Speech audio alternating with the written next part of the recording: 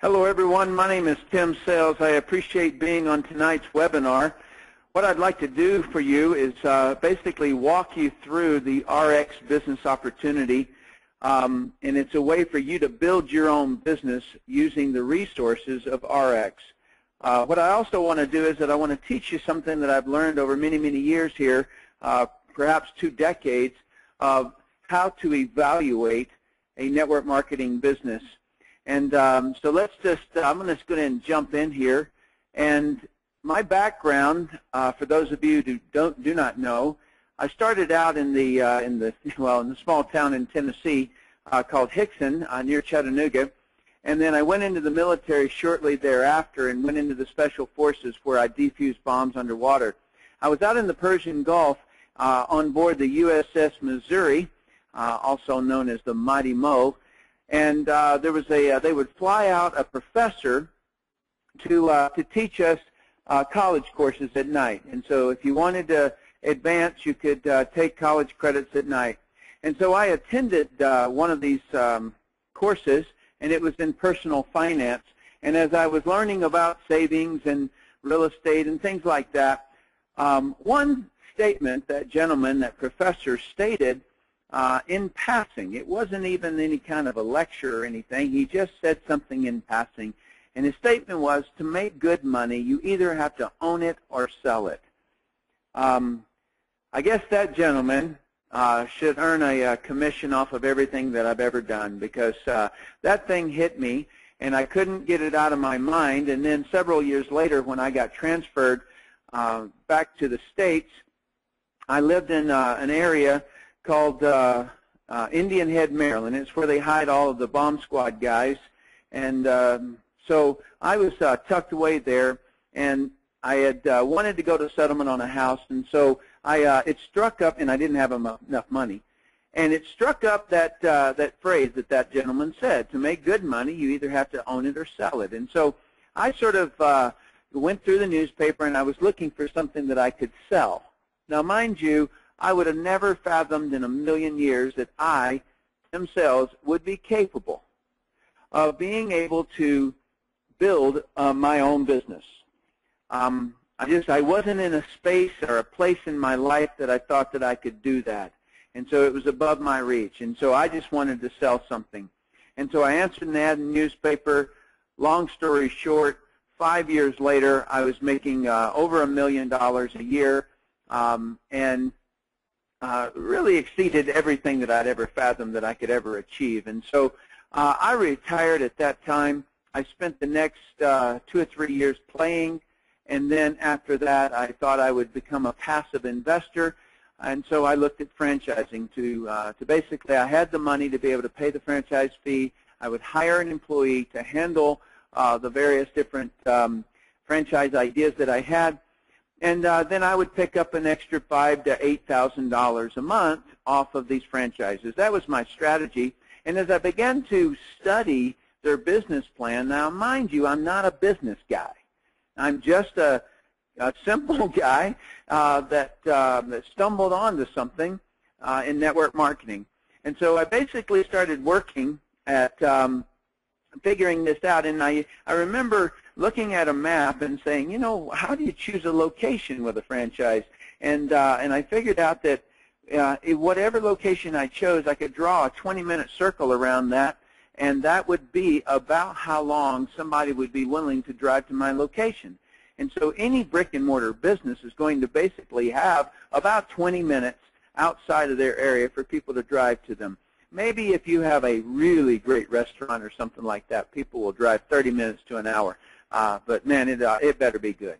And so I thought, now that's ridiculous. And I was at the time, or a little bit after that, I was looking at a franchise possibility on the beach. And it just so happens that was right around the time the BP oil spill happened, and there were big balls of tire rolling onto the beach. And tourism was down 70%. And I thought, man, if I had a franchise here at that time, then I'd be toast, because, you know, a beach town lives or dies based upon the tourism. So, so instead, I thought, you know what, the network marketing industry has just been so good to me that I wouldn't want to leave it. I would rather help those people in the industry do better than anything I can think of doing. And so in 1997, I wrote a video in my backyard by a swimming pool called Brilliant Compensation. And all that video was me reciting about 10,000 presentations that I had done, and I got good at it, and so I just did that. And so I just yanked my company-specific content out of it, and I did that. Now, why did I do that? I did it because I wanted to raise the chins of the network marketers. Because as I examined the industry, there was a disease going on, and the disease is that people were apologizing or embarrassed for being in the industry. And I could not imagine in a million years how anybody could be embarrassed about something like that. And so I wrote Brilliant Compensation. Then shortly after, I created a training tool to help people realize that prospects are not targets, that prospects are real human beings that have dreams, they have goals, and they have fears, and they have concerns, and they have money problems, and they have family problems, and things like that. And that we should be much more compassionate and much more tuned in to what that person's going through in their life, and that I had contributed or attributed most of my success to my ability to actually, really care and listen very closely and to what was going on in that person's life, and to be compassionate for them. And so that training tool got a whole lot more legs than I ever thought, and it ended up all over the world. And so people would ask me to come in and speak at their conventions, and I did that. And then leaders would ask me to come into their field and do training, and I did that too. And corporations would ask me to do ridiculous things. They would ask me to fly and talk to their leaders on a cruise ship. And when I got there, they didn't want me to do that. They had promised a bonus check to all those people, and they didn't have the money to afford it. And so they asked me to make the leaders okay with that. And so as you can tell, if you're on the inside of 200 different network marketing companies or their leaders or such, you will gain a lot of knowledge over that period of time, and I gained a lot of knowledge.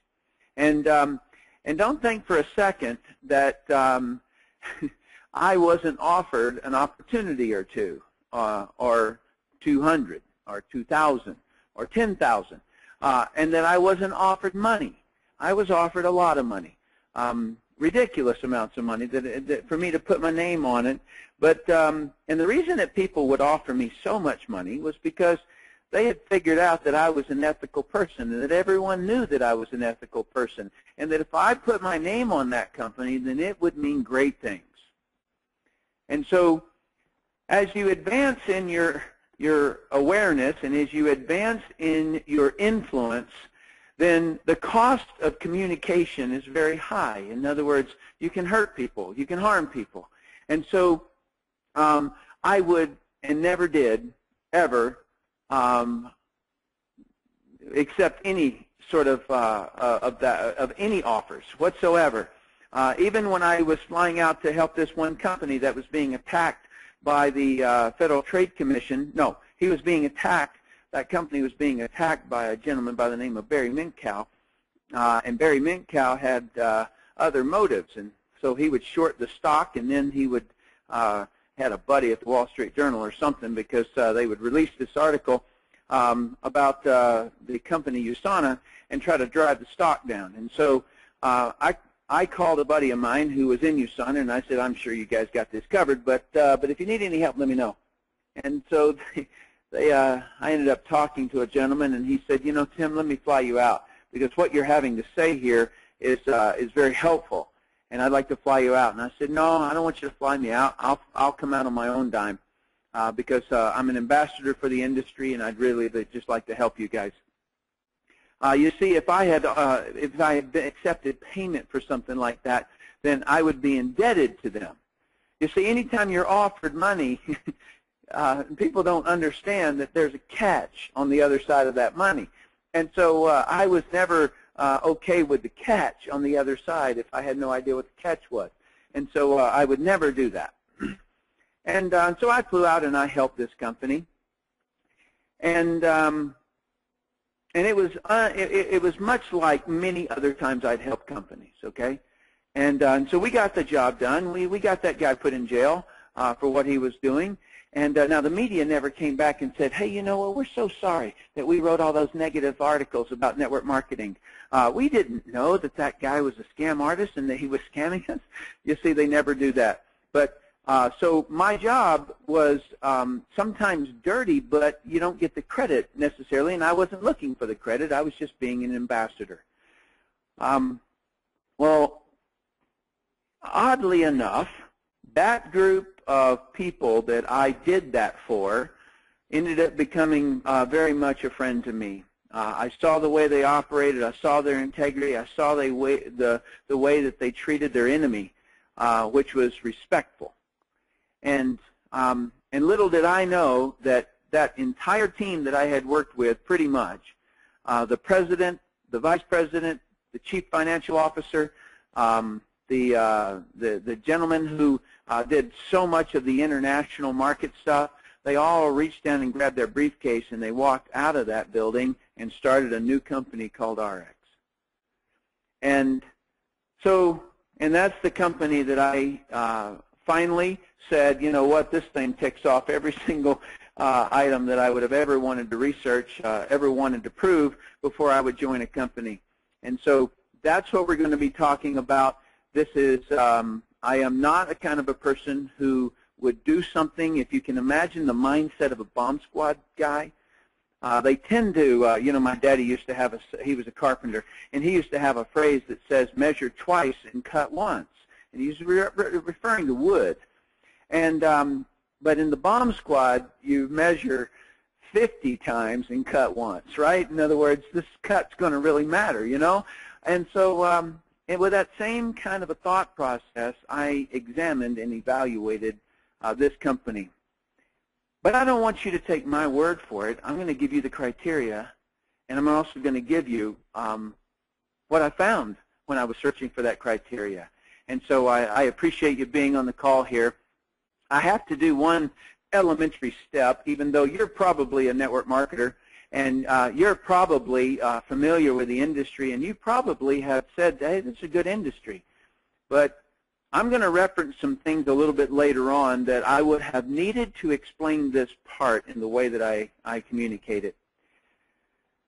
ARIIX is a network marketing company. And so let me back up a step and tell you my view of what is a network marketing company.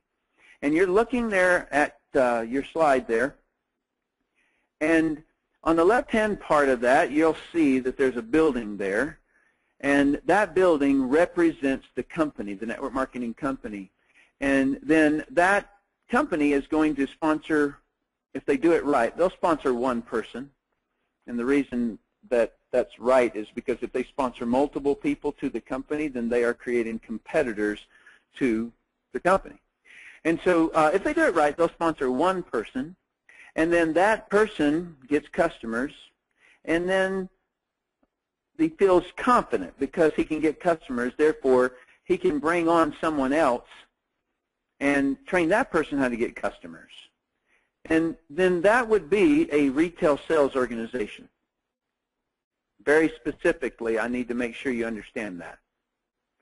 Because if I did it another way, if I came into the business and then I went out and found somebody and told them about a business opportunity, and then that person said, okay, what do I do? I say, well, you buy this kit. Okay, what do I do with the kit? You consume it. And then what do I do? Well, then you're going to find other people who you're going to dangle a business in front of them and tell them they need to consume the products, and find others who want to do the same. That is a wholesale consumption organization compared to what I described as a retail sales organization. Quite different. Quite a different kind of organization, as I'll get into a little bit later on. And so let me go ahead and advance, and I'm going to give you, as people look at network marketing, there are various different objections, as we call them, that come up. And one of those objections, I'm going to give you all of the challenges. I'm going to give you all the problems, if you will, and and then I'm going to summarize or get the sum of at the end of it. Number one, the biggest problem out there, whether or not you know it or not, is finding an ethical company that will grow and last. That's the biggest problem. And then and what you're looking for are products that are going to easily sell. You're looking for fair compensation, and you're looking for ever advancement so that you can continually, as a company, grow. You're also, one of the other challenges is finding a company that will provide real training. You're also trying to find customers. Now, there's not a business in the world that doesn't have to get customers. And so you're not going to solve that by going to any other company, all right? In other words, any other industry. Every business has to get customers. Otherwise, the Federal Trade Commission kind of says, hey, you guys are not really operating as business here. And then the other problem is finding other business builders. As compared to, if you were to join another kind of business, then what they're trying to do is they're trying to find employees. So the problem over there is finding good employees. And giving everything. The only difference between this business and another kind of business, and I'm talking traditional business or whatever, the only difference really is that if you're trying to find employees, you will not know if they're good or not until you pay them probably $5,000, maybe $10,000. Okay, because everybody sits down with a beautifully created resume because, gosh, you can just pretty much put your name on the top of a template and print it out these days. And so the employer is looking at you and deciding what you're worth based upon what you made in the last place and how cheap he can pay. And so, but he doesn't know whether or not anything on that resume is the truth or that you're going to produce or not, and he won't know that for probably 2-3 months because you're going to be in the training phase and all kinds of stuff. So I would much rather try to find business builders that I do not have to pay until they produce than I would ever want to try to pay employees. I pay them until I find out they don't produce, and then I have to fire them and start all over again, and firing them is a problem too. So for those of you that wonder about another kind of business, I will always be in network marketing because I have evaluated and have done other businesses and know for certain that this will be where I will always be. All right. So let me dig in here and start explaining to you how you actually evaluate a network marketing company. And I can promise you that I am biased on ARIIX, no question about it. But I also tell you that I wrote this stuff far before, a long time before I ever actually presented it here. You know what I'm saying? In other words, this was my criteria a long time ago, and it's my criteria today. And so you can earn an enormous amount by listening to this. So number one is, will the company go long term? Number two is, will the product sell outside the network? Number three is, will the company grow? Number four is, will I be compensated well for my effort? And number five is, will the training produce a successful rep? So those are the criteria. And for 18 years, none of them checked all those off. And so for 18 years, I didn't do it. And then one did. Okay? And so now let me tell you something about a bomb squad technician. We drill everything down into that there are just steps. Okay, there's just steps to doing anything. And so, and once you know the steps, the other critical component is you've got to have them in the right sequence.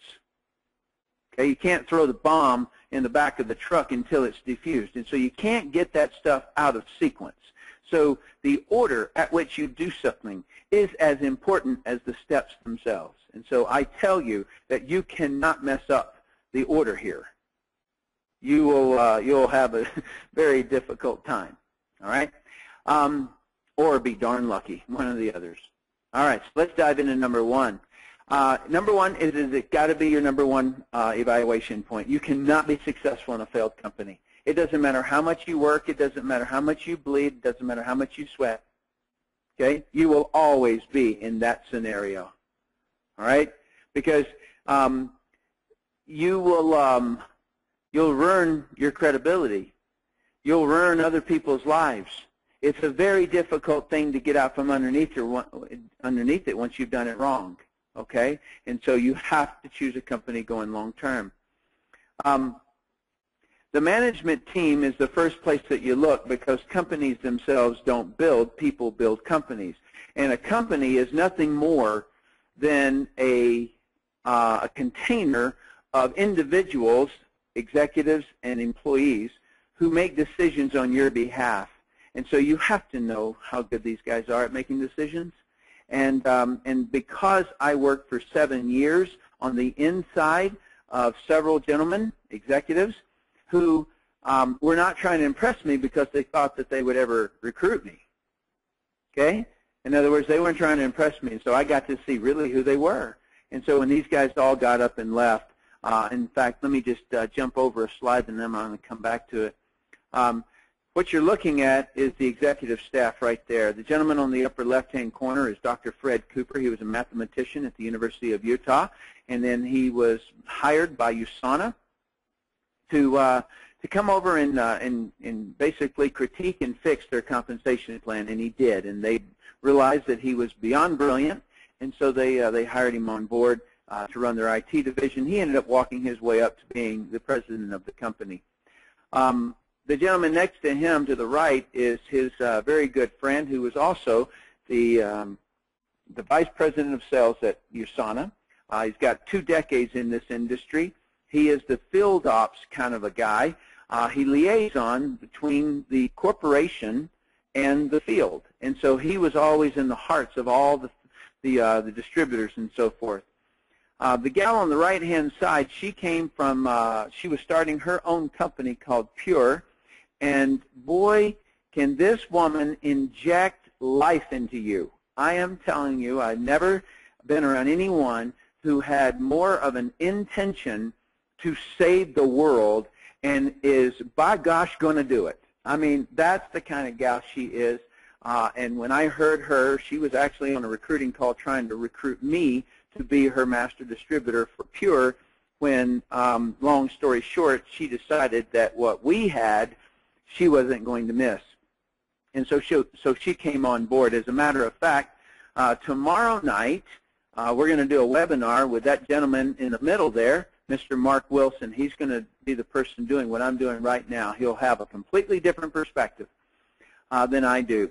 And then the next day, Deanna Latson, Chief Product Officer, she's going to be doing the webinar along with another doctor to walk you through all the details of all the products. The gentleman on the far left-hand lower section is Riley Timmer. And boy, Riley Timmer, he's one of those that just get the job done. He is in charge of all the logistics. He opens countries. He makes sure that everything is handled from a getting the product to the consumer standpoint in other countries. He handles the logistics of how does somebody place an order in China, and then, you know, a week later you get paid for it, but it shows up real time in your back office commissions. Most amazing logistics nightmare I could have ever fathomed, but he did it over at USANA, and he basically just walks over to the new place, and so that's how we were able to open 9 countries in 1 year. 9 in 1 year.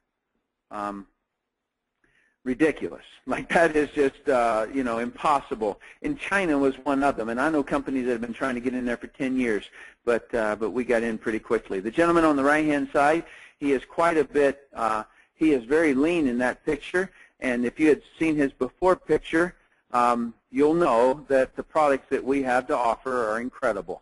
All right? They really, really are, because he was quite a bit more than he is there. He's the Chief Financial Officer, and I'll tell you straight up, no one gets a Chief Financial Officer as a startup company. They don't exist, especially one who was a senior auditor at Price Waterhouse. He interfaced very often with Wall Street. He took many, many companies public. He did mergers and acquisitions. In other words, the guy knows how to count beans. He is not going to get this company in financial trouble. He knows what he's doing. He knows how to use money. He knows how to use resources like employees. He was pretty much in charge of running, listen closely, the most efficiently run publicly traded company on the New York Stock Exchange in the network marketing industry. In other words, no company was run as efficiently as USANA was, and that whole team got up and came over to start ARIIX. Now you understand why I said you don't get that shot twice in a lifetime. Let me go back up here. And so when you're evaluating whether or not that company can go long term or not, you have to look at the decision makers, right? All right. So now you know how I looked at those decision makers. I was very much on the inside. The next thing to the right there is company vision. You got to know kind of where they're going. Are they in this thing to make $100 million, take some money out of the company, and then run? Okay? There's a lot of companies that have done that. I've seen juice companies just pop up, and then one day, and you think I'm joking, I am absolutely not. And then one day, they, the distributors wake up, they log into their back office, and it pops up a screen that says, we have discontinued network marketing. We very much appreciate your hard work. We wish you well in finding another company. They do that. They really, really do that. I'm not joking, because I'm the guy that gets the phone call that says, help, help, And so, fortunately, I've been in positions to help them. All right. The next one down has to do with the representatives agreement, because just because the company goes long term doesn't mean you go long term with them. Because if you look at the policies and procedures, that thing that you just sign and hand in, yeah, or the thing that you just electronically sign by checking a box, yeah, that thing. That is the biggest big print, give it, small print, take it away you've ever seen in your life. And those things are so big, they're as big as the Bible. And if you go through and you read some of those things and you're willing to go through it all, you'll find something in there that says that they have the right to terminate you. Boom. Okay, so then all of a sudden we're not in the same scenario, are we? Then you can't go with the company if they have a reason to terminate you. What you'll also, and by the way, I have dealt with probably hundreds who have been terminated, and these are normally the leaders who make big money. Because to the company, if you've got a big leader and that person has built his organization, he has completed the requirements of the compensation plan, and he now can retire. If you get the right compensation plan, you can do this. And he can retire now, and he does. And after some period of time, the company says, doggone, we keep paying $1 million a year to this guy. He's off and gone fishing in the Keys. I wish we had a good enough reason to terminate the guy. And then, they get a report or something like that that says that the IRS is investigating them. Boom, terminated. You think I'm lying. It's an actual case, right? So what the company thinks of this is that we keep paying this guy, but he's not producing anything now. He built it a long time ago, but why are we still paying him? That's their attitude. And so I don't like that whatsoever, and I have had a silent fight going on that I'd never made public, because basically every company I'd ever looked at had the same silly agreements in there. And I want you to kind of get a picture that that gentleman that I showed you a picture of, that Mark Wilson guy who was sitting in the center. I guess he was put in charge of selling me, because he and I met at a Denny's, and he began to tell me that they were going to go and start a new company. And he was asking me to come on board, not unlike many conversations I'd had in my past. However, he says, we'd like for you to be a master distributor. I said, no, you don't want me. I can probably refer you to somebody. There's some people that I know out there that would probably love that job, because I'm a lion for my people. I'm not a yes man, and you need a yes man in this position. And he said, no, we really, we want to talk to you. And I said, buddy, I fight for my team, and I am somewhat antagonistic towards people like you, these company owners. I'm antagonistic towards you. And he said, well, what would it take? And that was the selling line right there, just so that you know. That was the selling line for me. I said, well, let me tell you what it would take. You see, what happens here is that you're going to end up with $1 million of inventory sitting in your warehouse, and then you're going to find a guy like me to go out and build a sales team that's going to sell that inventory. And then we're going to do this many, many times, and then you're going to have a $100 million company, and you're going to say, look at the company I built. You didn't build that company. I took you from inventory to sales. And so you didn't build that. We built that. And so I have a real problem with the attitude that you guys have about us. And then you will have the audacity to step across into my team and terminate one of my teammates, or even me. And furthermore, you think you have the right, because you're going to sketch a comp plan down here in a few minutes of how you want to pay me, and then I'll go out and build a comp plan based on what you sketch me, and then one weekend you're going to come back with a compensation plan, quote, enhancement, end quote, that takes me from $30,000 a month to $3,000 a month. And so what makes you think you have the right to do that is beyond my understanding. And so you can tell that this was an uncomfortable seat at Denny's. But Mark said, what else? I couldn't believe he was still standing because he had already drafted something called the Bill of Rights. And in the Bill of Rights, he showed me his iPad, and as I scrolled through it, it read like the Declaration of Independence to me, and I just really couldn't even believe it. And I remember thinking, you know what, I can't let him know how excited I am about what I see here, because I had never seen anyone yet in this whole entire industry do something like that. And it was protection against termination. It was protection against compensation plan changes. It was protection against the company shifting to retail sales after the sales team basically proved the product line and are white labeling the products once the sales team had proven the product line. And I'd just seen it over and over again. And so needless to say, he sold me. And I will tell you it had much to do with the Bill of Rights because that thing is incredible. By the way, let me handle something that is a funny phrase for me out in the industry. People say you've got to wait until the company is 5 years old before you join the company, because what they're claiming out there is that you don't want to come into a company before it's 5 years old because it's too risky. Most fail. That's the phrase they use. And you know, I remember sitting in an audience. I was getting ready to speak, and I was sitting in an audience, and I was listening to this guy talking about his company. I was a guest speaker there, and I remember him saying this, and I thought, I wonder what their spiel was before they were 5 years old. Did they stand up there and say, okay, now you have to wait until the company is 5 years old, so even though I'm showing it to you and it's only in its second year, you're going to have to wait and don't sign up until it's over 5 years old. In other words, what harebrained person would ever logically be able to have that communication? You know, like it blows my mind because it's ridiculous. Everybody hopes to join a company that's going to go long-term so that they can get in at the beginning of the next Amway or the beginning of the next Herbalife or the beginning of the next Mary Kay or New Skin or whatever they are, right? And so, no, it's not wait until it's after 5 years old. All right. So let me share with you number 2. And by the way, I am certain that the company will go long-term.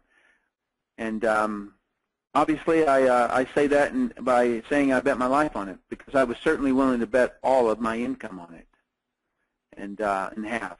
So, number 2, will the product sell outside the network? I did not want and would never have joined a single man or a single product company, even though there's tremendous focus. With a sales team, we've only got one product. It's hard to get confused about anything. But if you can just picture that if you were to go into 7-Eleven, 7-Eleven had one product sitting in there, and it was some juice, right? Or it's some pill, or it's some, something, right? You would be like, what in the world? How would 7-Eleven survive? It couldn't survive.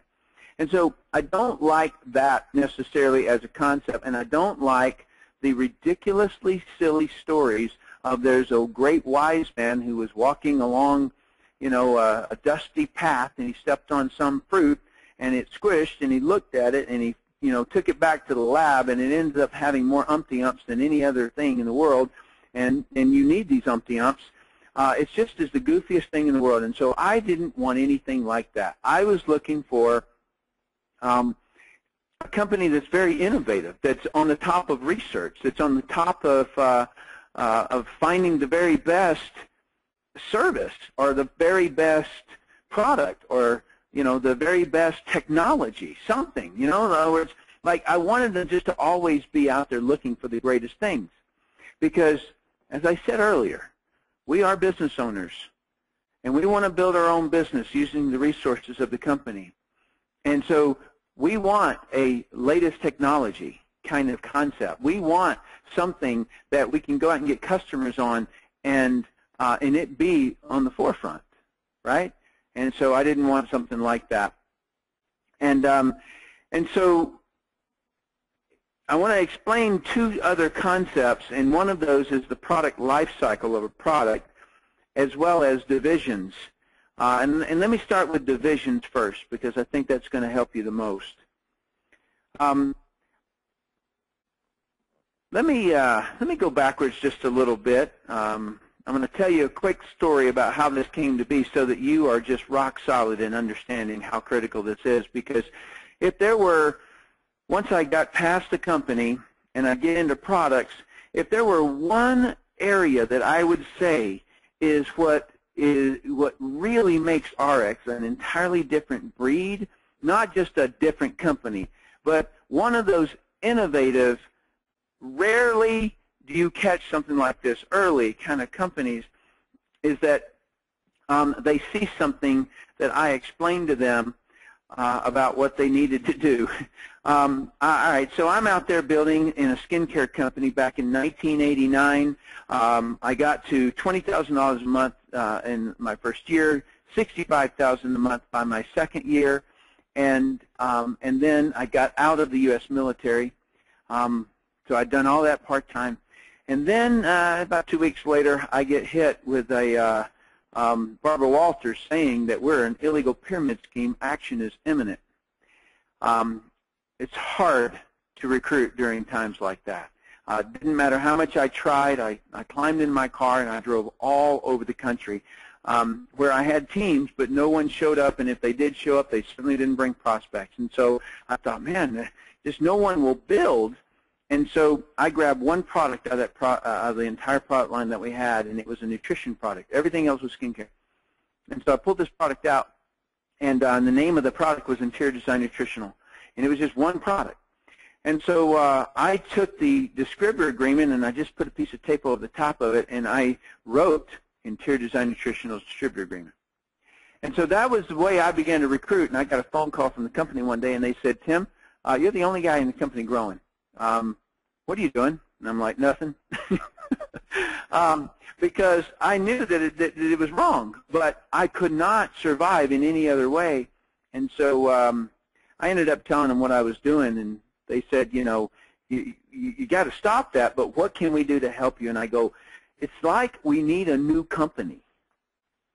And so we ended up figuring out that we formed a corporation called Interior Design Nutritionals, and then in small print, wholly owned subsidiary, and then the name of the company. And so we were off to the races, and we absolutely knocked it out of the park. And so then that funded them to continue their legal pursuits, and we were, basically completed all of that and continued to grow. And so let me tell you what I learned out of that lesson, and that I think everybody has been schooled by this lesson, but no one has learned from this lesson. And that is, you never saturate a product in this industry, ever. It's never happened in over 50 years of the industry. But you do saturate the name of the company, and you destroy the name of the company. Okay? So that's the two things that are the nemesis of this industry. Okay, so you end up on 60 Minutes, and you just get knocked out of the sky. If the company gets old and people have already made their decision not to join that company, then it is said to be, quote, saturated. Whether it is or not doesn't matter. It's the perception.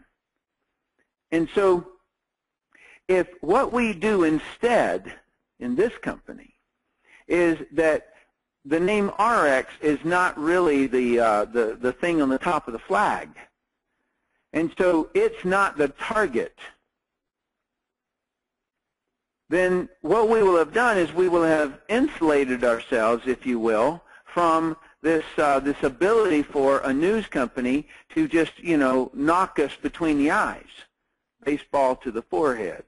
Okay? So that would be a substantial reduction of risk as a company. And so that's one of the things. So now let me explain to you what I was going to show you. See this mall in the on the slide? Look at the way it's structured.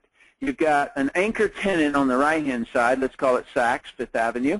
You got an anchor tenant on the other side, and the people pull up and park on either side of the mall, right? And then they're running in between the two locations, and as they're running in between, they get all these boutique shops as they going towards the other store. And now let me contrast something else, and I don't have a slide for this, but I want you to picture walking into a Walmart, and every single product is sitting on the same floor, no walls in between it. The only thing that differentiates your product lines is a sign that sits up above it that says automotive, toys, children, groceries, and so everything's on the same floor. And so there's not really any uniqueness in terms of specialty or anything like that. It's just a sign. But if you look at the mall, you'll notice that these things are divided by walls. They're divided by concepts and specialties and so forth.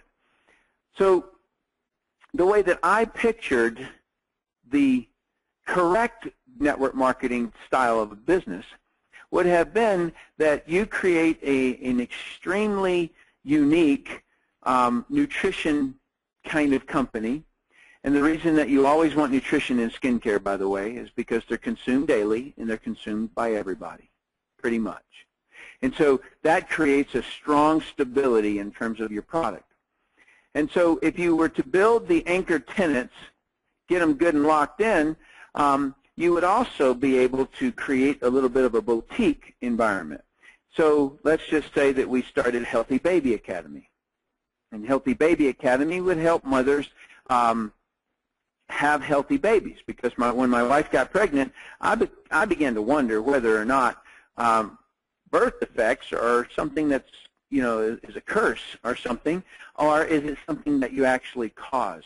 And so I discovered that there's only two ways to do something like that, and that is to be deficient in something like B vitamins or whatever, or you got toxins in there. And there's not a single baby born today that does not have cleaning chemicals in his bloodstream. All right, I know that sounds really, really wicked, but and it is.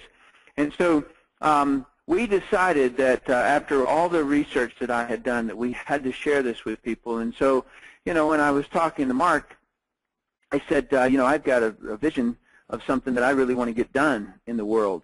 It's not so much a business to me, it's just something I want to do. And so we ended up figuring out how we could monetize it, spread the world, create a crusade out of the thing, and so that itself would be a division or a brand, if you will.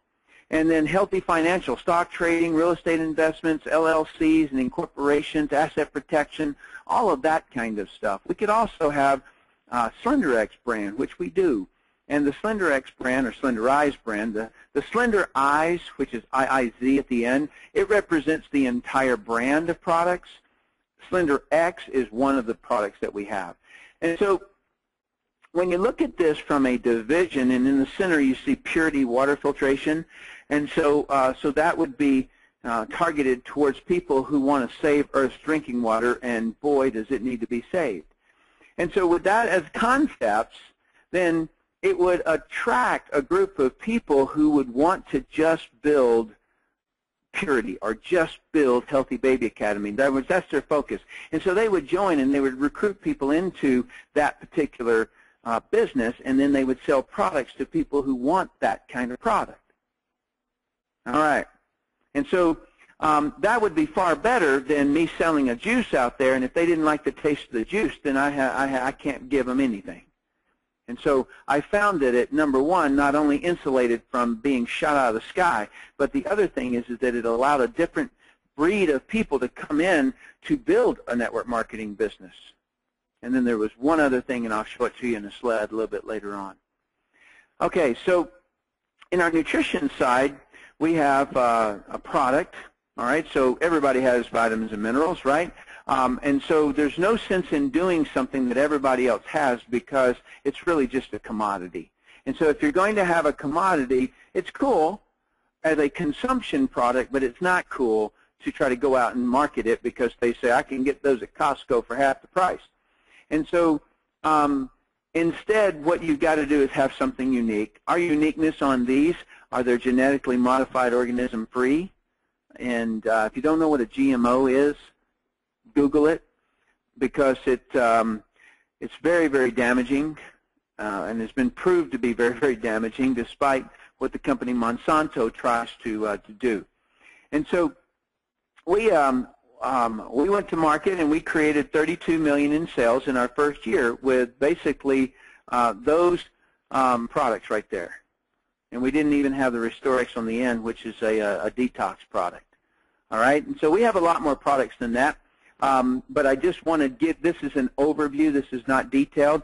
On the call on Thursday, you're going to have Deanna Latson and another doctor talking about our products. The next one was Purity, which is a water bottle. It's basically a bottle that is portable. And so I went in and started doing due diligence on what's going on with water. This is part of my Healthy Baby Academy thing because I kept seeing my wife drink water. And so I said, boy, that would be horrible if that stuff wasn't good. So as I started doing research every day, I was giving my wife more and more depressing news. And so basically what I figured out, and you got to understand, 6 months of research trying to figure out because they would find some contaminant in the water. And I would see it in a news report that they found Prozac in the water. And I'm like, great. Now all of us are crazy. Like, are you kidding? And if a person's trying to get pregnant, but the person next door to them is taking birth control pills and then urinating, then it's going to end up in our water. In other words, I was trying to figure out how did Prozac, how did heart medications, how did like a water, a deck treatment chemical, in other words, you know what makes wood not rot, how did that end up in the water? And so I was trying to figure all this stuff out, and it finally occurred to me, and that's what I created. This is an infographic. I had to cut it in half because it's going onto a website. And so right at the top you've got industry and manufacturing, and then just above it you have rain and snow. Okay, so when it rains down, it basically takes absolutely everything that industry makes and it pushes it into our drinking water. And then that water goes into a water treatment center, and what their intent was 50 years ago when they designed these things was to kill bacteria and parasites and various other bugs. And gosh, that's quite antiquated because that's not the real stuff that's hurting us. By the way, do you know what bacteria is? Came from poop. And so whether it's an animal or it's people, that's the reason they have to hit, at the water treatment center, they have to hit that with a chemical, normally chlorine, and it has to soak in there. And so what it does is that it basically kills the water. And so it's not valuable to us in the way that water is intended, which is bubbly and rolling down a mountain hill, bouncing over rocks, and rocks are what gives us our minerals. And so as it's bouncing down the rocks and so forth, it's creating electricity, actually. And it's in that rolling of the water and that electricity that creates it to be something that is extremely healing to the human body. It's actually an antioxidant. And so But after it's sat in chlorine for a while, chlorine, if you know anything about chemistry, chlorine actually steals electrons. In other words, the very thing that makes it valuable. And so it's wet, but it's not good. All right, so we got a problem out there with drinking water, and who's going to fix it? If you think that you've relied on somebody else to fix it, and they're going to get the job done, well, then why am I talking about it? They would have gotten the job done. All right? And so quit looking around thinking that someone is bigger than you. There's not. If you're aware enough to see it as a problem, then you just got past the ball, okay? And doggone, I wish I hadn't seen this, because my life was fine when I was drinking that dead water in bliss. And then, of course, what happens to it afterwards is that all of that contaminants, no matter where it comes from, no matter, in other words, look at your jeans. They're blue, right? They're not blue. They're white. And they were dyed that way. They were dyed blue with benzene, which is cancer-causing blue stuff that is dumped in the water, as if a manufacturer owns Earth's water. How rude. Okay? Happens. Atomic energy. Where do you think they, how do you think they cool those boilers down? They flush water straight from the river. Why do they always wind up near the rivers? It's so that they can flush that water up inside there and then rush it back down. There's radioisotopes in that stuff. All you have to do is look at the people who have an extreme increased risk of dying of cancer, who are just slightly downstream of those things. Okay, so all this is just so logical when you think about it, but no one ever taught you to think about it. And so, does it really matter if a water bottle company sticks their bottle underneath that, or if tap water sticks their water bottle underneath that? It doesn't matter. And so quit thinking that water in a bottle is somehow more healthy, because the bottle itself is more toxic than the water that comes into the tap. And so that's the problem, because, you know, the plastic bottle is actually made from petroleum, and it's got bad stuff in it. Okay, you can tell I'm really passionate about this, because I got a lot of knowledge on it and understanding of it, and I know that this thing is going to be one of the biggest crusades that Earth is ever going to have. What does a water bottle do? And by the way, our next printing version of this will have purity written on the bottle. So if you just look at that glass of water, those are some of the contaminants that are in there. And so there's a filter that's built into the straw, and then it reduces the up to 99.9999. For those of you that are very technical, that's a 4-log reduction in the amount of contaminants. So, and specifically, that one is for bacteria. And so, so this product will sell outside the network, I promise. This one right here is SlenderX, and that is our brand for weight management. And this is a list of all the products there. And then one of those products is SlenderX. Let me just tell you about weight loss. I was not interested in the shake group. Okay, it just is not something that I was interested in because of the yo-yo effect afterwards. And I knew 3 principles of fat loss. Never really had an enormous problem with it. There were times that I would get bigger, but didn't have a big problem with it. It really comes down to knowing and understanding 3 things. Number 1 is how much you eat matters. Really, it's logical, right? If you burn 2,000 calories in a day, but you eat 3,000 calories, you're going to gain weight. And no 2 ways about it. Doesn't matter if those extra 1,000 calories are vegetables, you're still going to gain weight. That part of it is really a mathematical formula. The right side of that is what you eat matters. And what you eat means that if you burn 2,000 calories and you eat 2,000 calories of Butterfingers, then you're going to gain more fat. Why? Because the body, when it sees carbohydrates, it burns carbohydrates instead of fat. Right? That's the way the body looks at carbohydrates. It looks at carbohydrates as, oh, times are good. Let's burn carbohydrates and store any excess as fat. Because, you know, when we don't have any carbohydrates, we need to be able to burn from fat storages. And so what you eat matters. And then the last one is how much you burn. You can increase that by walking. You can increase it by running. You can increase it by building muscle mass so that you burn more calories every minute of every day. All right, so that's the formula. You can't change that. It's absolutely proven that that's the way that it works.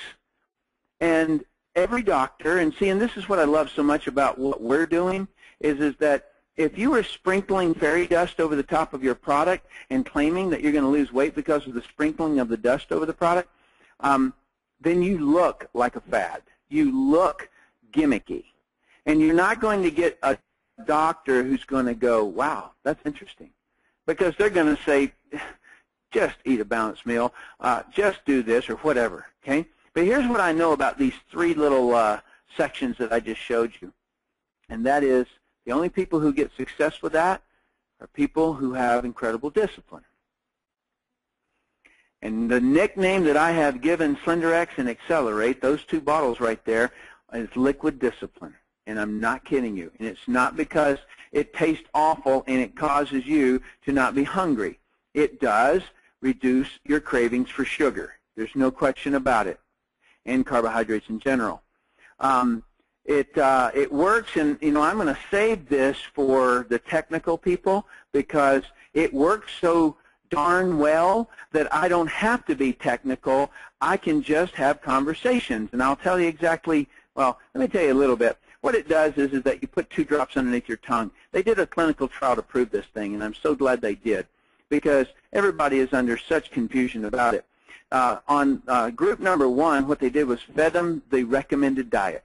And it's 1,250 calories, lean protein, good vegetables, reduce your carbohydrates down. Not destroy them all, just reduce them down. 1,250 calories is a lot of calories for a diet. Okay, so group 1 ate that. And on average, they lost 3 pounds in a month. Not bad, but kind of boring. And then the next group, the only thing that was different was that they used the Slenderized brand of products. They put the drops underneath the tongue. And that group lost 13 to 15 pounds in a month. Now, I lost 23 pounds in 3 weeks. Whoa, what? What did he say? Yeah. And I'll tell you the way I got it. Number 1 is that because of the because of the SlenderX, I didn't have the cravings. I had a motivation in Tim. Right? I'm not joking. I was motivated to see whether or not this worked or not. But when I step on a scale every day and I lost another pound, it really drives my motivation. All right? And so all of that was working. And I knew that I'd taken a before picture and I was going to take an after picture one day. I don't know if I'll show it to anybody, but I was going to show a picture. Right? And so it kept me driven. All right. And so it's pretty remarkable stuff. And next one, as I explained, Healthy Baby Academy, this is in the design phase. We have the doctors, OBGYN specialists, and all kinds of doctors who are have taken basically our vision and are now writing all the various different modules. And so I don't have a time on it, and I wouldn't give you a time if I had the time because we grow by divisions. And when that one's ready, we'll let you know. Now let me explain product life cycle, and then I want to share with you that it is also a company life cycle. So anytime a product comes out, I don't care what it is, it launches, they go through the development, the cost and all that, and then they launch it, and then there's a growth curve. During the growth phase, you're able to make a lot of money because of the margins that are built into the product. Okay, so if you have an innovative idea like this SlenderX, we're not a shake company, right? Like, how boring. It's a commodity. Everybody's got shakes. Those things started back in SlenderX. They started back in, what was that company? Slim Fast. Man, that thing, my mom was on that diet when I was a kid in elementary school. And so when you look at what the drops are doing, it's very innovative. And so when you've got a product like that, you have margins, right? Like how much does an iPhone 4 cost versus how much does an iPhone 1 cost? And most people out in network marketing, they're selling iPhone 1s or iPhone 2s, all right? They're not selling innovative stuff. So during this growth phase, you've got real high margins. And then in maturity is when everybody has figured out that you got a great idea over there, and so they start knocking you off. They start, you know, basically creating their own or something similar to it and things like that. And so you can't sustain that kind of growth, and so it begins to decline. And then there's really just a fighting for shares. The competition is completely on a price basis at that point, and it just continues on. I remember when I was in my company working, there was Excel Communications, and there's, in fact, Brock King is someone that I've been working very, very closely with over the last few days and weeks, and you know, spectacular kid. And what I call him a kid. He's not really a kid, but to me, you know, he's got that eagerness. He's got that hunger, and he came from Excel. And you got to understand that when a deregulation happens in any industry, there is great margins in that that initial phase. But here's the problem with that type of a thing: the energy that you get, doesn't matter who it comes from, it's the same, right? It's just the difference in the name of the company that sends it to you. Telephone, the line is the same. It doesn't matter how much the companies try to tell you that AT&T is different than Verizon and so forth. It's by and large about the same. Maybe they've got an extra tower, you know, cell tower in the mountains or something, but by and large, it's the same. And so the only thing that you can ever compete on those things with is price. And I assure you, in network marketing, you can sell coat hangers, you can sell anything. But what you want to do is never be in the price game. You always want to be in the value game. You want to be in the visually, emotionally consumable products. That's the game you want to be in, meaning visually you watch a change. After you take the product, you see a change. You see a change. That's insignificant. It's emotional to you. In other words, you've tried, you've hurt, you've had pain, you don't want it anymore, and then it solves a problem for you. And then consumable, of course, is so that you get paid continually on a one-time sell. So you sell one time to a customer, and they keep buying from you because they trust you, they trust the product.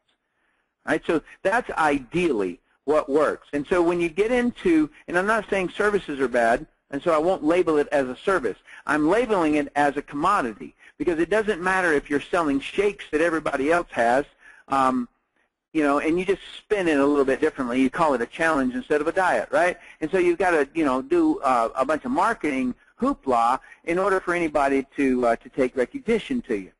And so it doesn't matter if it's a service or a product. It's still what you're looking for is not to have the commodity game going on. All right. And so, because in Excel Communications, what happened is that deregulation of telephony put big margins in telephone. And then as it slowly began to have new competitors into the game, and by the way, Excel just exploded onto the scene. And then as other phone companies, Ma Bell broke apart, and AT&T became you know, a force to be reckoned with, if you will, because it basically became a competitor trying to get their customers that they used to have. And so so them and Sprint and some of the other ones really did a great job in reducing those margins. Great for them, horrible for Excel, because their compensation plan was based upon those fat margins at the deregulation point. And so anybody who would join an electric company that was electric only is, you know, I mean, that's a suicide attempt, you know, because you've got to look at the history of every time network marketers have tried to do this, then deregulation does happen, and then the margins come down. And as the margins come down, then they have to stuff those margins with something else. And so they grab training tools and stuff it into the margins, trying to make the comp plan work still. And then they're going to do a dangerous thing one day, and they're going to grab some of that starter kit money and shove it in there. And that's at the point where the Federal Trade Commission says you're a pyramid scheme, because you cannot pay to recruit. And so therein lies the problem with that kind of industry, and that's why I'll never be in those. Now, I would not mind it being a small division in the mall, because as long as you have the stability of the whole company and everyone is being honest with you, right? I have the slogan in ARIIX, and it's called "The Truth is Good Enough." Now, the company named it, a little bit different, Unleash the Human Potential for Good. But in my view, the truth is good enough. In other words, they treat us like business partners. And the business partner would say, hey, you know what, our margins are coming out of this particular division. And so what we're going to do is that we're going to have to lower commissions on all of those people. Otherwise, you're going to lose the customer. Instead of lying to you, saying, everything is great. No, it's not what we're going to do. We're going to be honest because you're our business partner. And we are your business partner. Okay, so that's the way that the company sees us. Okay, so this growth, this life cycle has the same issue with every company. In other words, every company will go through this, but the maturity, that dark green one, the maturity would be considered in our industry the saturation of the name of the company. Doesn't mean they're saturated. In other words, I'm not saying that they're saturated. So don't anybody ever quote me on that because I don't feel it's true. But the perception is that. So the idea that I brought to the table and the company is doing is that as we build the company brand of Nutrify, it's going to have its early adopters, it's going to have its growth, it's going to have its maturity, and it's going to have its decline. But if we have an innovative group in the corporate side as well as some creative marketing people out on the distributor side, then we'll continually be able to recreate that curve right there with every new product in that division. SlenderX would come out, which it has, and it's going to go through an explosive growth. Purity is going to have an explosive growth. And so we can just continually create this in multiple companies. And so what I'm really trying to say to you is there's no reason why we can't have a Nu Skin size company inside of our umbrella. It means that we can have a Visalis size company inside of our own company. We can have a whatever. You get the idea here. A.O. Williams size company, or Primerica, what it is, in our financial division. You understand? There's no reason why we can't have that, but it would have the different identities. Yum Yum Brands is the example that I will share with you. You've probably not ever heard of Yum Yum Brands, but they own Taco Bell. They own Long John Silver's. They own a lot of restaurants. So what they perfected was opening restaurants. Not the same restaurant, so it's not like franchising where they got really good at opening McDonald's. No, I'm talking about they got good at building restaurants. And ARIIX, the company, the umbrella company, is going to get good at opening network marketing companies. And so this is going to revolutionize this industry. Now, why hasn't somebody else done it? It's because they can never get the training right. And I'm not about to share with people how I know how to do that because that's what I had to do with that experience that I had. And so that's why I'm very, very confident. And all I can say to any competitor that's listening to this is lots of luck. All right. So number 3, the rest of these go a lot faster, by the way. Number 3 is you've got to determine if the company is going to go long term. And I'm sorry, whether or not it's going to grow. Once you determine it's going to go long term, then you got to determine whether it's going to grow or not. Because there's so many thousands of companies out there that just do a little tiny peep squeak kind of volume, and they'll never explode onto the scene and become a giant. And I've done a lot of research on this because companies would try to hire me to come in and boost up their sales. And so I'd look at it and I would say, the problem is that you guys don't have any mega leaders. You don't have any big people. Those kind of people that just, they reach up and lasso the moon and pull it down and hand it to their wife, and say, here, babe, or the wife does the same kind of a thing. In other words, there's nobody who's got that just strong drive. And so, and companies grow fast based upon the leadership. And what I finally figured out, and it was an odd thing that I figured out, is that it tends to be when the company has, in other words, company meaning is the container of all the executives, when they tend to have a very ethical group, they will end up driving and attracting really big leaders. And that seems to be what it is, as simple as that sounds, because it's leaders who drive the massive volume. And so we opened, we did $32 million in our first year with just those little, supplement products you saw there, but they're unique. No one else has them. I can't find any in Whole Foods that are GMO-free. You don't find them because it's just very, very rare. But if you're taking GMO products in a supplement form, you're getting a concentration of, toxic chemicals. That's what you're getting. Because all GMO is that when they splice in a bacteria into the DNA of a plant so that they can spray oodles and oodles of pesticides on top of them, and it won't kill that particular plant, but it'll kill the weeds around it. So it's a ridiculous idea. We also, as I said, open those 9 countries, and you see those there on the screen. The fourth thing that you have to determine is whether or not you're going to be compensated well. And I'll just give you just a real fun thing on this one, and that is that all companies pretty much pay out about 50%. Some are able to be a little bit stingy with their money, and so they only pay out 40% or something like that. Some offer you 60%, but what they really pay out is 40 or 35. And since they all pay out around that basic amount, then what's the difference in comp plans? Well, I'll tell you, it's a lot. And what makes it a lot is whether or not the company designer, in other words, the comp plan designer, whether or not they put a whole bunch of tripwires in there that prevent you from getting to the money. And unfortunately, if you don't know how to look at comp plans, you will not find these things. It's only the gurus that can even see them because they experienced it somewhere else. Okay? And I'm going to let you in on it. But I'll just give you for those of you that just want to know it's a great one, I'll tell you that I was looking for 3 things. Number one is that can we retain people on the comp plan? Because if you can't retain people in the business, then it's going to unravel from the bottom up.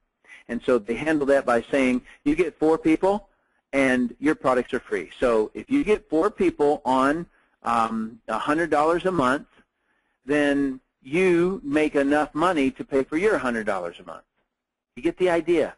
Now, I know a company, a juice company, that you have to get 28 customers or distributors in order for yours to be free. 28, okay? And so there's no retention strategy ever employed at that company. The second thing I wanted was really get out of the gates money or fire your boss money. In other words, how do you go full-time?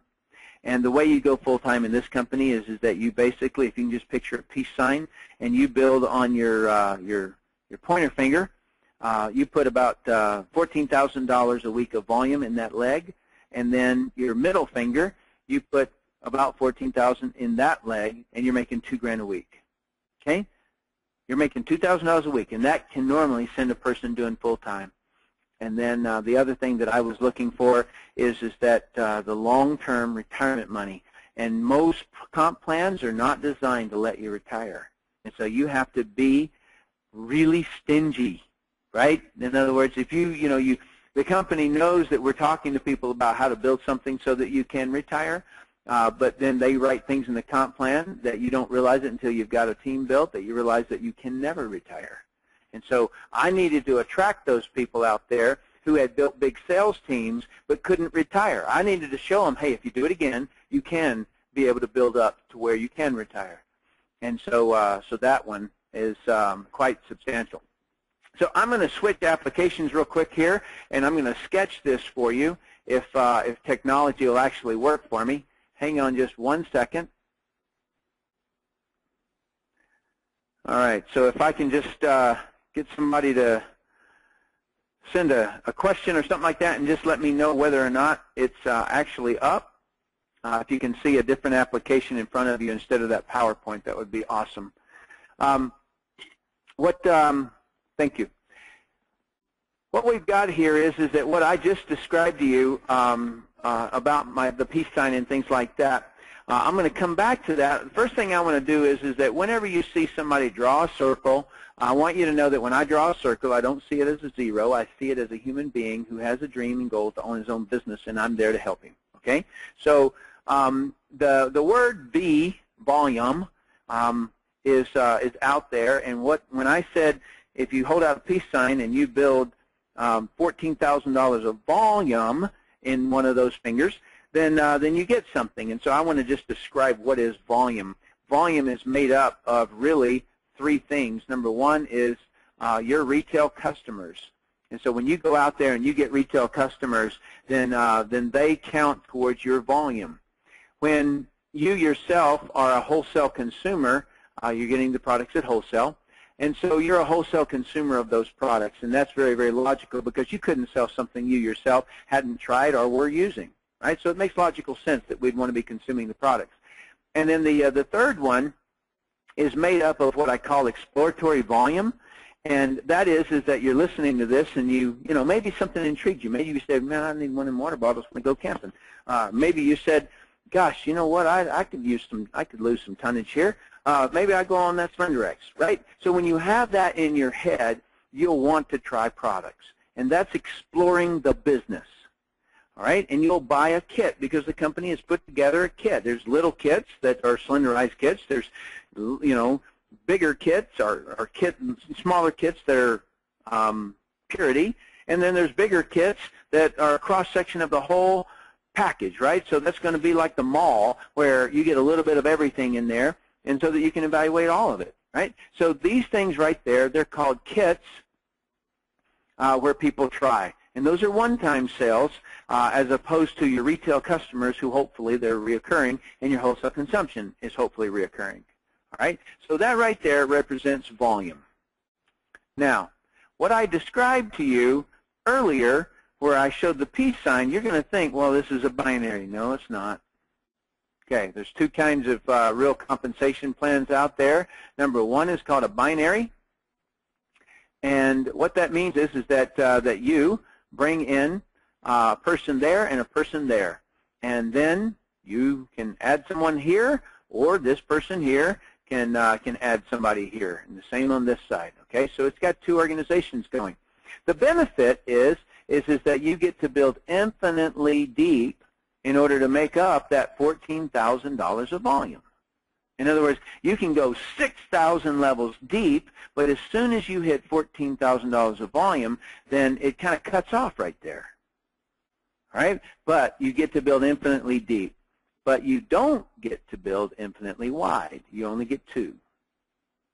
All right? Very significant because that is the exact difference between the next compensation plan that's out there.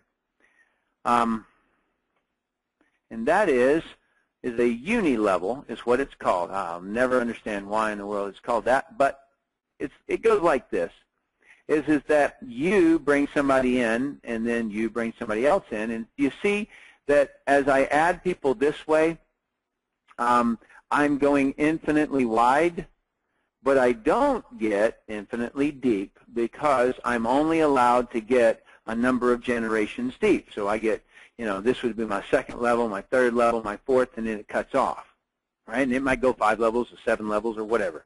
But I can go infinitely wide, but it's the only thing that I earn on is the volume that's in between who I sponsor and 4 levels deep in this example, okay?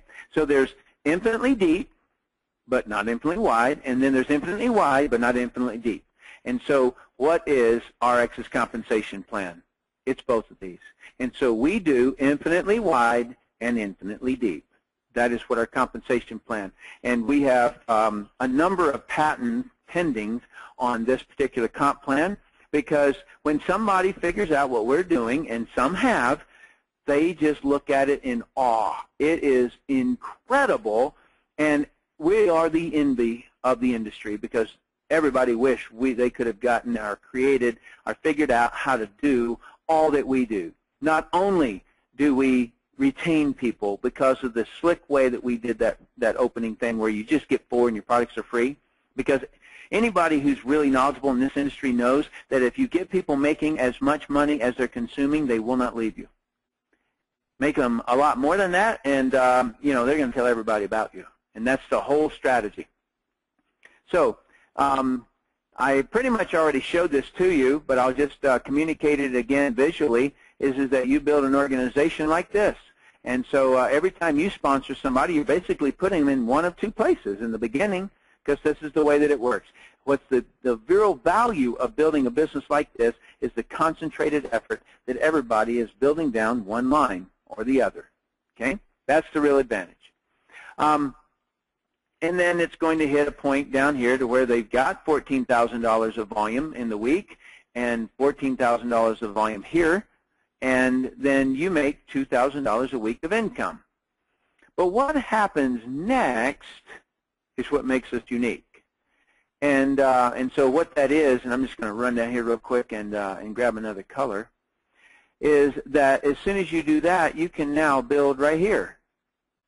And instead of having to build two, as I just described, two legs that have 14,000 of volume, you build two legs, but they only need to have about $7,000 of volume in each side.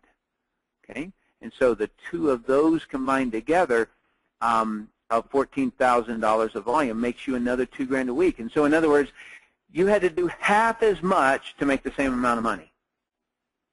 And then if you go, oh, wow, I like that, let's go out here and do it again. And so then you do the same thing again, and you're making another $2,000 a week. And you do the same thing again, and $2,000 a week. So that's the infinitely wide and infinitely deep. All right. Pretty sweet, huh? Yeah.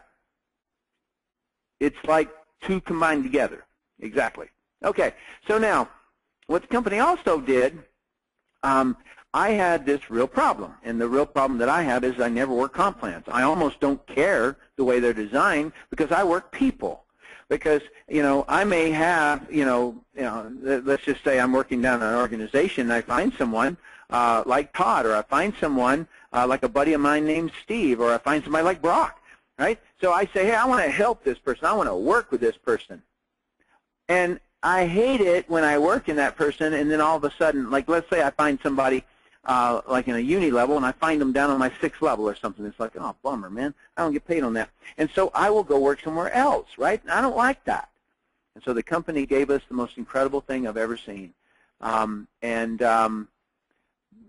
have done this, but not the way that we do. Okay, so this right here, I'm going to try to just copy all of this so I can show you something. This right here, instead of building it off to the side, then you can build it down here. In other words, you can continue to work with a team even though this organization, if you will, has, let me get that thing back. Even though this organization is kind of what they call optimized, you can still keep working down it and make another $2,000 a week when you build these two lines. And so it's pretty incredible that you get to continue working down the line. We call it leapfrogging, and we just keep going, person after person after person down the line. And so, like I was just talking with Chris Doyle, and he saw what our strategy has been, and he's like, oh, wow, I want to do that. And so he starts picking team members for it. And so it creates a lot of camaraderie when you're building your organization. Right? All right, so did everybody get that? That right there is called base pay. Remember this name because I'm going to use it in my second little statement here, base pay. Okay? So you can build as many $2,000 a week income base pay quads or groups as you want. All right. So I'm going to delete all of that, and then I'm going to show you the next part of the compensation. Okay? So now there's a confusing thing that people sometimes don't understand, and I got to just make sure you're clear. Otherwise, you're not going to see how beautiful this thing is. So as you're building, okay, and so let's. I'm going to just put a smiley face here, and that's you. And so you sponsor somebody there, and you sponsor somebody there, and then you put somebody here. Now I'm going to change the color of this real quick, and I'm going to say that this person right here sponsored somebody here, and then they sponsored somebody here. But then you turned around and you sponsored somebody here. Okay, so everywhere you see a red, it represents level 1. Even though you put them down the line here, they're still level 1 to you because you personally sponsored them. It doesn't matter that you put them underneath one of those second level people, one of those gray people. Doesn't matter, because it's still your personally sponsored person. And so then you could say, oh, okay, I get it. And so basically, Every gray color is a level 2. And, you know, we could just keep on doing this just so that you can get the picture. And let's say that this level 2 person here, they sponsored a green one. All right, and so, and then that green one sponsored somebody under himself. And so all of the green ones represent your level 3. Okay, so every time you get a red, number 1, in other words, every person you personally sponsor, I'm going to get the red back, then you are going to earn 15% of their base paycheck. And every time there's a gray one out there, then you get to earn 10% on their base paycheck. As many base pays as they build, all right? And then for the green one there, you get 5%, and you get 5% all the way down to the 7th level. Okay? That's a lot of people, because if you were to just take, I better get the colors right. If you were just to take everybody and just think about how much you've ever sponsored in any organization, right? And so, so like when I first got started, I sponsored 28 people, right? And then if any of those just got a couple of people, right? So it would begin to go like that, right? And so that's my 2nd level, and every one of those has a 2nd level. And so by the time you get down onto the 7th level, I can tell you that it's a lot. It's a whole lot. So it's a very, very profitable. These are just a 2. We've got a car bonus that pays you up to $2,000 a month. We call it the saving bonus, though. We don't call it a car bonus because we don't care if you buy a watch with it. We don't care if you buy a car. We don't care if you donate it to your church or if you want to send purity bottles over to Africa. We don't care what you do with it. It's yours. But we pay you an extra $2,000 a month. And there's several other ones. Now, this is significant because what I want to tell you, I mentioned it earlier about how companies will create these tripwires, and you don't know they're in there, okay? And again, it's big print giveth, small print taketh away. And so let me show you these sneaky people.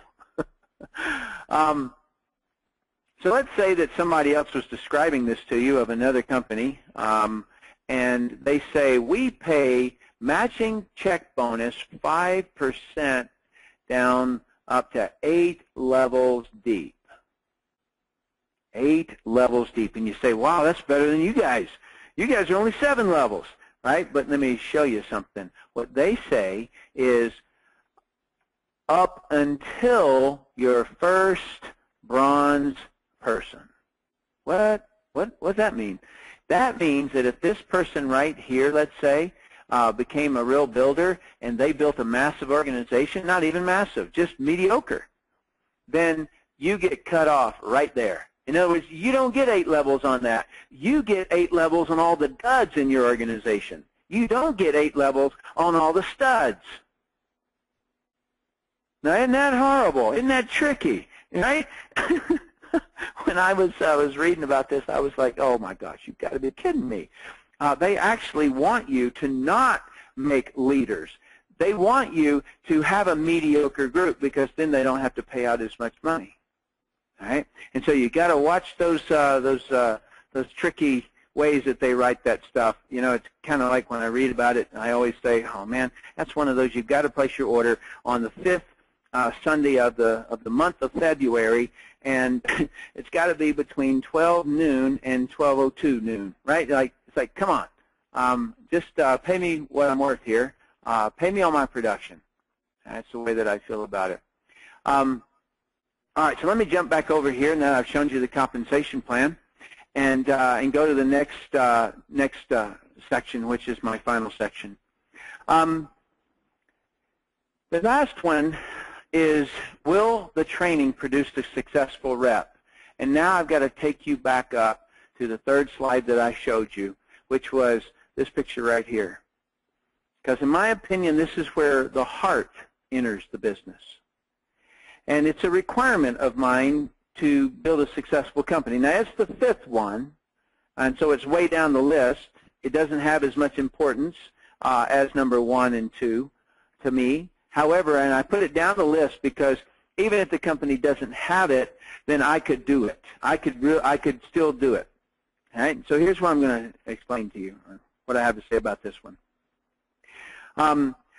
What that gentleman with the gray suit does to help that lady in the green suit often is the culture in the organization.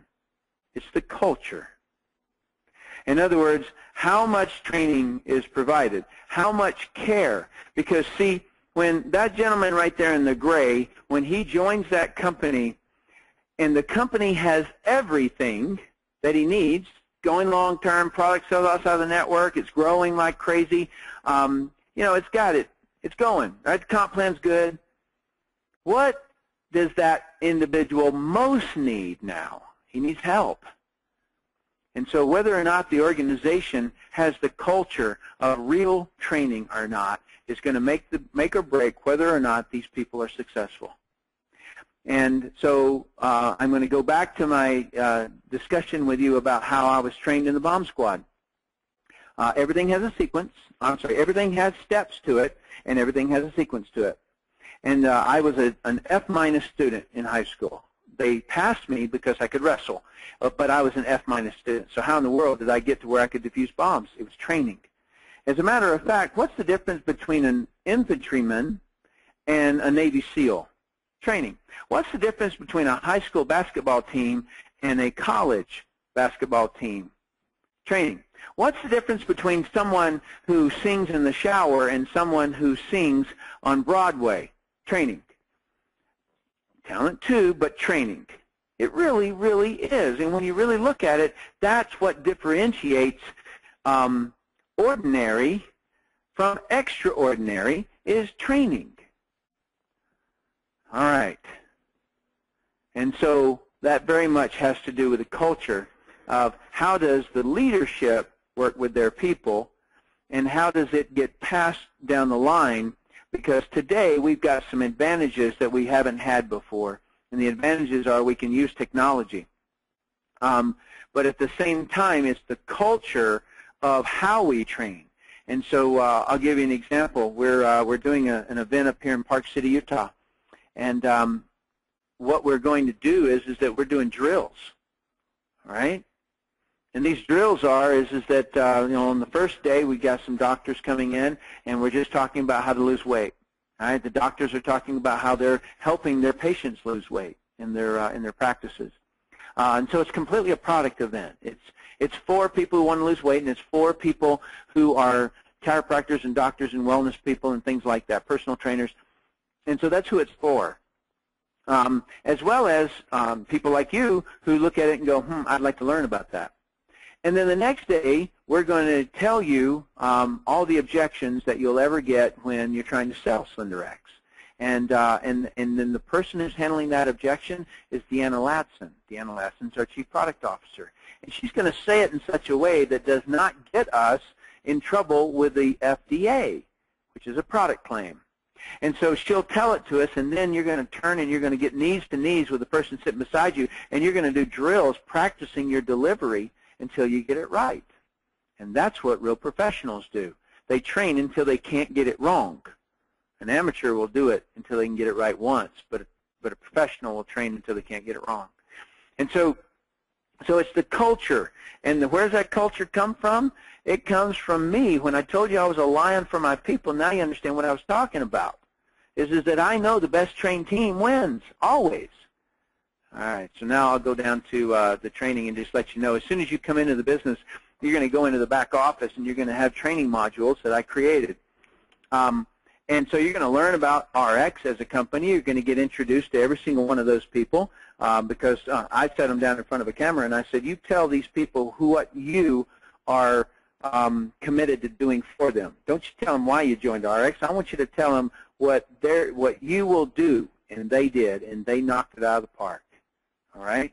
In other words, what are they responsible to you for? You see this as a culture difference? Do you see this is not like other companies that are going to tell you they can terminate you or they can change a comp plan? Right? These are people committed to you.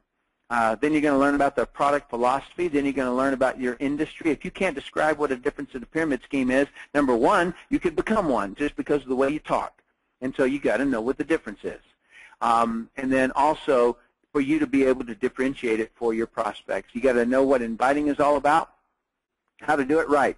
It's basically a 6-step formula. You greet the person, you then qualify them to find out that what they need, want, and don't want, and then you're going to invite them to look at something that will help them get what they need, want, or don't want. And then you're going to close them into an action step of some kind, whether it's to watch a video or come to a meeting with you or whatever it is. And then you're going to follow up or follow through with that person until they get what they need and want, or they tell you to go away. Right? No or go away. So that's inviting, and presenting is pretty much the same thing. You just greet, you qualify, you present, and then you do all the other steps. You got to know how to generate leads, because that is one of the Achilles heel in this industry. Is people do not, if they have an empty basket of people to talk to, then their paycheck basket is empty, right? Marketing campaigns, the reason that has a dotted line around the outside of it is that that's what we're working on right now, is coming up with those masterful campaigns that work. And then when we've got some that are working very well, I just haven't had the time to stop long enough to video any of these things and throw it up there. And so, and then the know how to train is the last one, and that is that I want you doing these drills after I teach you by doing drills with you. I want you to be the drill facilitator instead of the gentleman who stands up on the stage or the lady who stands up on the stage and waves their hand and says, I did it, so can you. That's not training. All you've done, if you go to a training like that, is prove that you can sit on your butt and watch somebody talk on a stage. That does not mean that you can do it. And so I like to take it to the level of doing it. That's the way legitimate, organic, growing network marketing business works. It works because you make someone's life better. That's the reason that it works.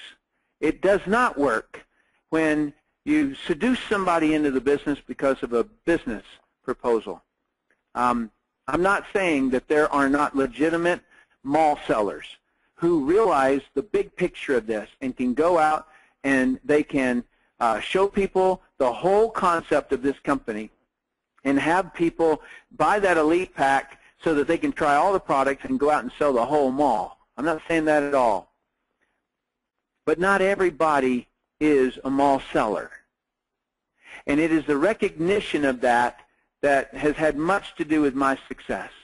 Is to let that person get success on the product, and then let that person get success as a coach, and then let that person as a coach help somebody else do that. And you'll watch them just like grow like a well-fertilized plant. All right, that's really what I've seen. And that's the kind of training that I love to deliver. It's the kind of techniques that I love to deliver. And gosh, do I owe you guys an acknowledgement. You've sat here this whole time, and you've listened attentively. I've got this little thing over here on my inside of this meeting, organizing things, software, and it tells me how attentive you guys have been. In other words, did you pop up other screens in front of this one and things like that?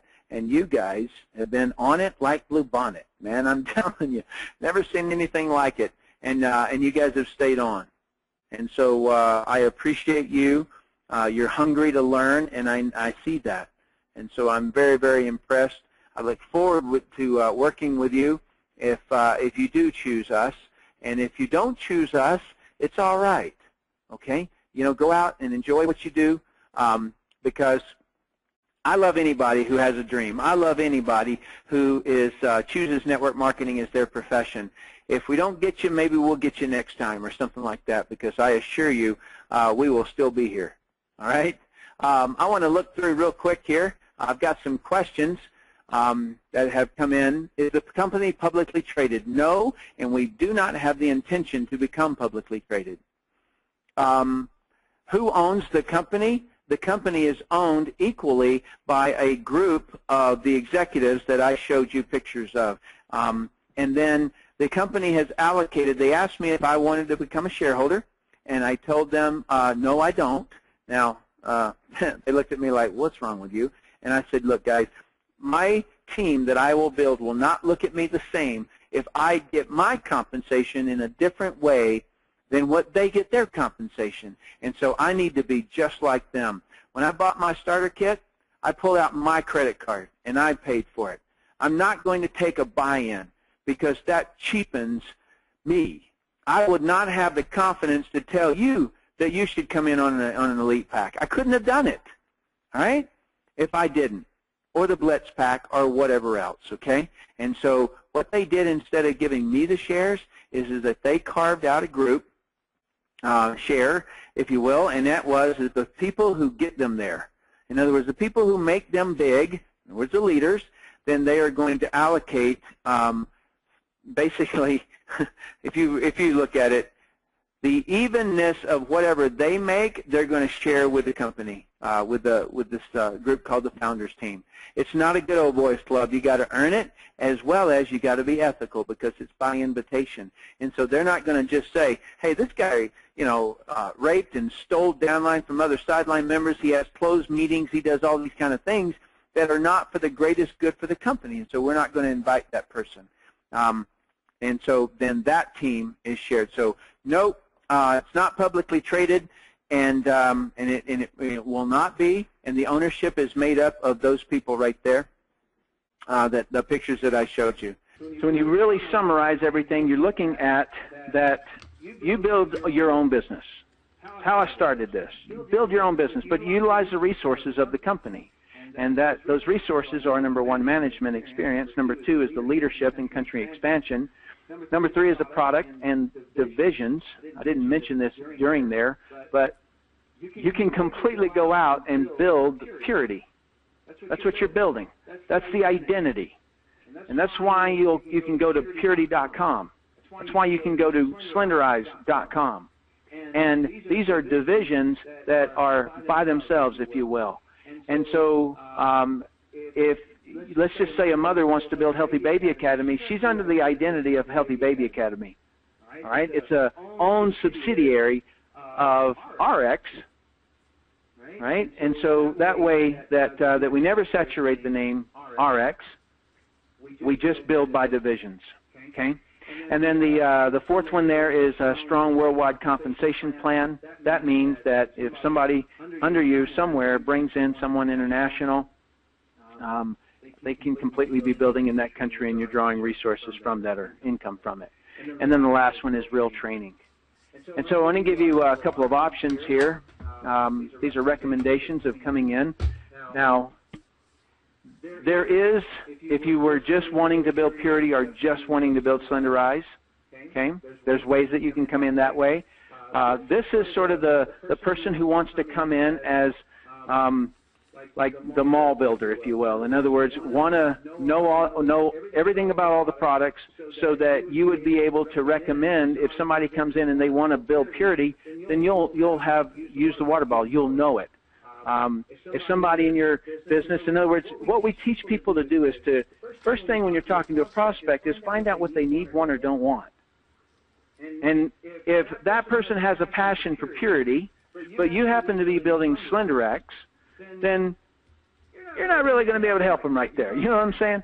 And so you're going to go, well, I've heard it's really good. Tim says it's good. And so if instead you look at this and say, you know what, I'm a mall builder. I want to know what all of these divisions are about so that I can assist people.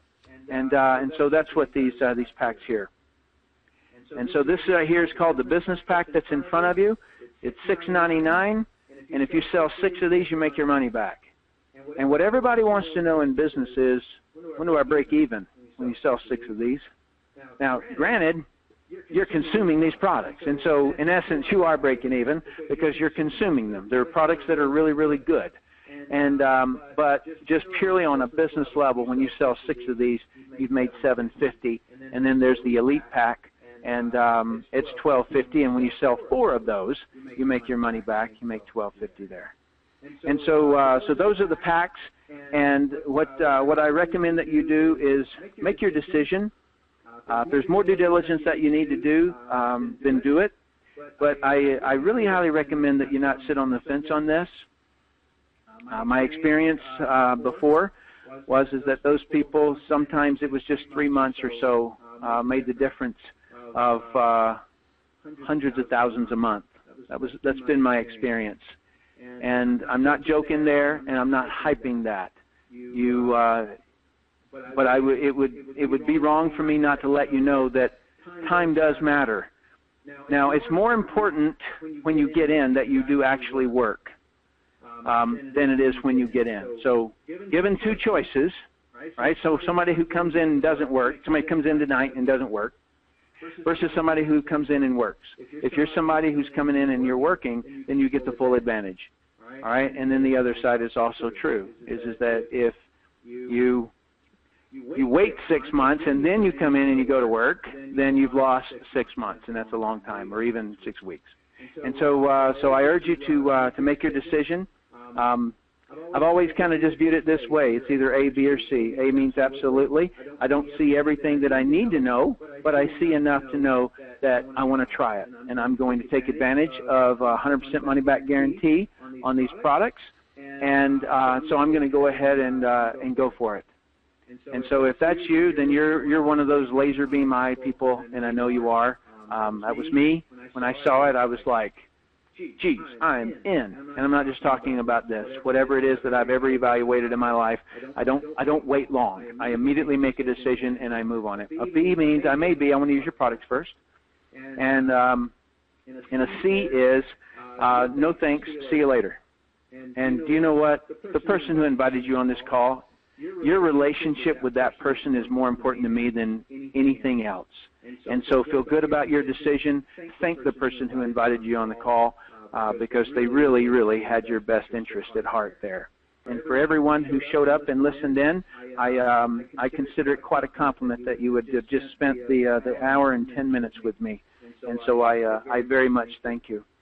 And so with that, have a wonderful evening. Make your decision, and I hope to do business with you. Bye-bye.